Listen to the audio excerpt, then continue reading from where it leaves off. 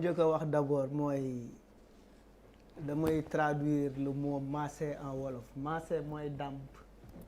parce que dàmp quand même man 92 bi ma Baaba Naar damme grand Ousseynou ak Assane ay seex lañu ñoo ma dàmp te dàmp sax dans notre culture taamu nañ ci ay seex ñu lay dàmp boobu Abdoul maa ngi dammee terrain Njaareem en face église bi Abdoul ak Amad Gaye ak grand Badou yàlla na ko yàlla yërëm ñoo ma yóbbu ci kër ñoom Ousseynou ak Assane kër tànk bi kër yaa Mari Kanko football ma duut grand Baaba Naar mu damm ma mais ñoom Abdoul comprendre ñu woon ni affaire bi damm la ñu yóbbu ma ci Assane ak Ousseynou bi ñu xoolee xam ne dama damm ci laa dem ñu yóbbu ma hôpital principal parce que j'ai dû faire un trajet parce que y avait pas à l'époque benn hôpital dans la banlieue bu mën a faj damm donc loolu dama bëgg ñu jàpp ni dàmp ci sunu société la bokk te dàmp it métier la c'est-à-dire tout de suite yaa ngi reproché Gabriel Kane yaa ngi reproché Diagne ne ko dafa stigmatiser femme bi mais aussi yaa ngi stigmatiser ñi nga xamante ne ñooy liggéey ci salon de massage parce que nit y a pas de sot métier dans un pays où il y a la pauvreté les gens cherchent des moyens yu ñu dundee te xëy na am na koo xamante ne maase moo ko neex il y a des gens quand ils ont choisi d'être des chanteurs ils ont été critiqués tey on est dans une maison où Youssou Ndour a chanté ou qui appartient à un chanteur et pourtant beaucoup de stéréotypes étaient portés sur les artistes loolu rappeurs yi dund nañ ko ñeneen ak ñeneen dund nañ ko ça c'est un élément mais man bokkuma ci ñi nga xamante ne dañuy valider way diw il a prêté le flanc yowuma loolu peut-être il est emporté par son humilité les appréciations peuvent être différentes hein. Il peut être emporté par son humilité man léeg-léeg man sagaru Fou Malade léeg-léeg may dox man kese ñu ne ma yow Fou Malade yow kese doo wut garde corps ngay dox yow nii rek et pourtant des fois je fais l'objet de menaces damay génn émission le lendemain on me menace plusieurs fois dal na ma mais dama naan tant que li may wax maa ngi koy waxee sama akulaay taala le seul protecteur qui vaille c'est Dieu moo fi nekk amal char de combat nit ñi am nañu ay garde du corps am ay GIGN am ay char de combat te pourtant protégé wu leen li ma bugg a wax mooy bu ñu analyser les différents éléments qui sont ressortis ci biir affaire parce que ñun ci li ñu mën a sukkandiku mooy li génn ci waxtaan bi li ci génn il y a eu des procès-verbaux qui ont échappé ces procès-verbaux c'est à la décharge effectivement de Sonko ah bu ñu dégloo bu ñu bàyyee xel ci li témoins yi wax les procès-verbaux yi nga xamante ne moom lañ gis effectivement même les prélèvements nee nañu dans les 16 heures ci 16 heures yi passé effectivement gel bi amu ci rapport sexuel te aussi ku ñu violé jàpp naa ni fi ñu lay violé mu ci kër la nit ñi dinañ dégg nga yuuxu di nga def un peu de résistance parce que fu ñu waxee viol rek mooy dañ ma forcer liñ may def bëgguma ko bu fekkee mag nga bu fekkee xale nga peut-être mun nañ ne affaire bi dafa xat duggul ci ñàkk dugg bi mu gaañ la bu fekkee xale nga on a vu des petites filles de 7 ans 6 ans yu ñu yegg seen kaw gaañ leen on a vu de petits garçons yu ñu yegg seen kaw gaañ leen on a également vu ay nit yi nga xamante ne perdre nañ seen virginité ñu yegg seen kaw mais dina am xëccoo xos yi dina am dinañ gis ay brûlure ci poñ yi etc., etc. Il y a énormément d'éléments qu'on peut convoquer qui peuvent effectivement dire que effectivement est-ce que li Adjaratou Sarr di wax dëgg la. Adjaratou Sarr également c'est une grosse victime dans cette affaire parce que peut-être elle est de statut social assez compliqué xëy na moo ko yóbbu à 20 ans dans une salle de massage mu fay daan dooleem parce que day daan dooleem. Elle pouvait se retrouver dans les rues de Dakar avec une carte doon caga parce que c'est autorisé dans ce pays mais elle travaille elle est quelque part elle est en train de travailler mu ngi liggéey mais nit ñi mun nañ jàpp ni bu ñu xoolee Sidi Ahmed Mbaye xawma Ahmed Sidi Mbaye mi dawal oto bi nit ñi dellu xool kuy Sidi Ahmed Mbaye gis ko mu sol t-shirt APR fekk ko ci manifestation ñu ne doomu cousin wu diw la wala doomu diw la te diw boobu effectivement mu ngi ci coalition Benno Bokk Yaakaar xel mënees naa tey xel mën naa tey dans cette affaire là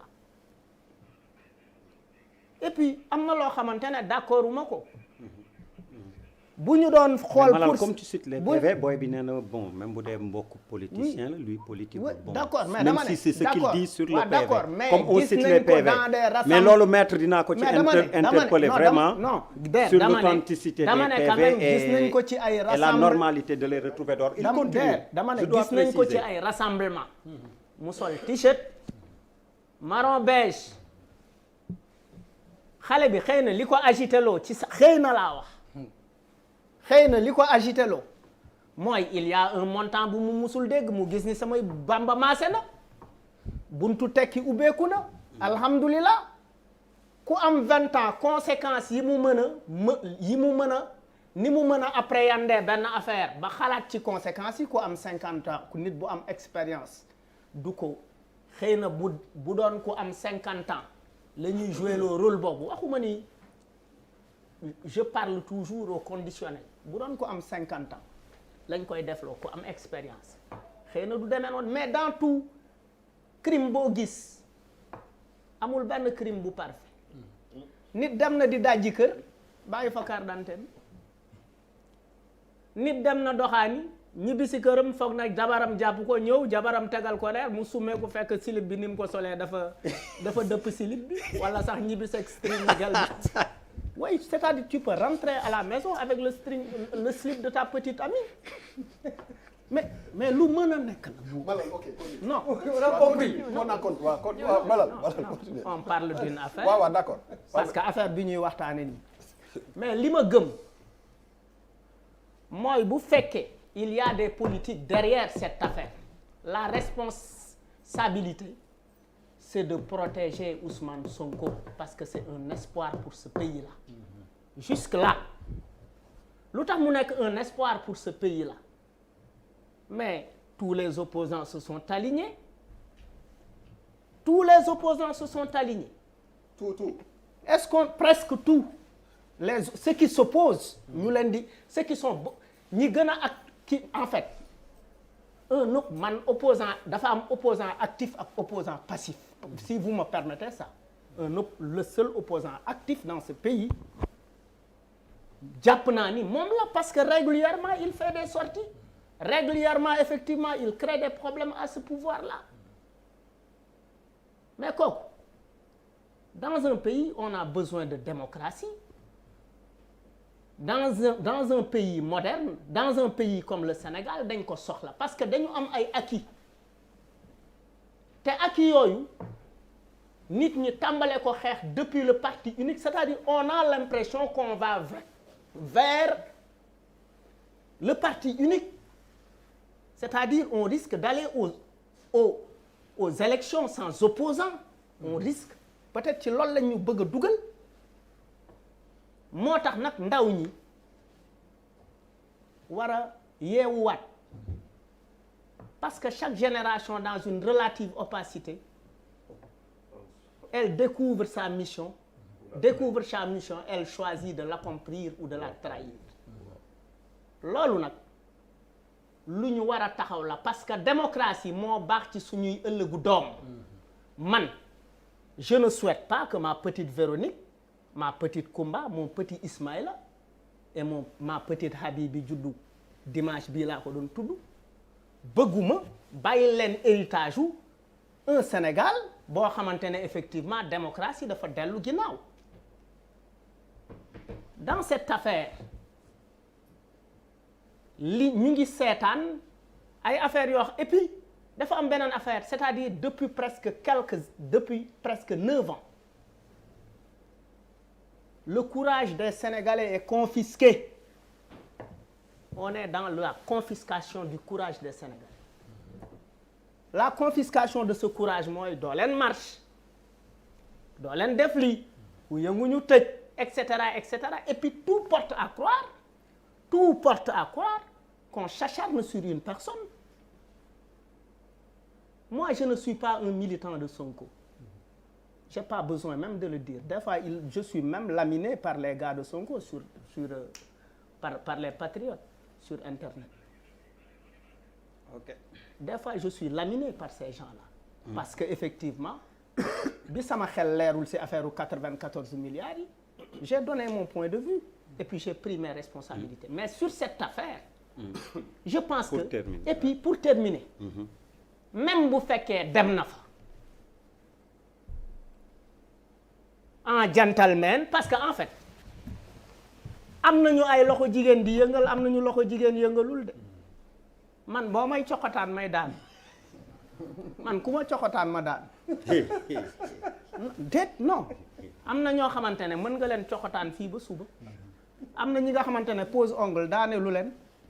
laal seen catuwen daane lu leen non mais non parce que écoute quand même on parle de salle de massage te ni ñu waxee salle de massage yi mooy que ces salles de massage ne sont pas que des salles de massage. Oui. Parce que loolu ngeen waxul ci biir wax ji dañ ne salle de massage yi salle de massage plus la salle de massage plus mooy c'est comme quand tu vas dans un restaurant tu commandes ton yaasa ak sa benn Fanta après serveuse bi ne la est-ce que tu veux est-ce que bëgg nga nu mu tuddati sax mooy boo añee ba pare naan sa boisson ba pare liñ la ciy tegal dessert bi mën naa doon banane mën naa doon chocolat mën naa doon tiramisu par exemple pour ñu bëgg tiramisu par exemple c'est-à-dire pour man même bu fekkee dans cette histoire waa ji dem na même bu fekkee seq na ak ndaw si dara fekk du ay affaire de viol ak et cetera il doit être ñi ci am après ñi ci njëkk a am jugement c'est d'abord ces femmes ñoo ci am yoon ñoo ci am droit ñeneen ñi ci war a wax leneen ñi ci war a wax mooy xëy na comme que jullit la keroog yowmal xiyam parce que xëy na c'est de la fornication. Alors maître ci yow laay dellu si bu dee dama respecté sax lu jigu tour de table bi en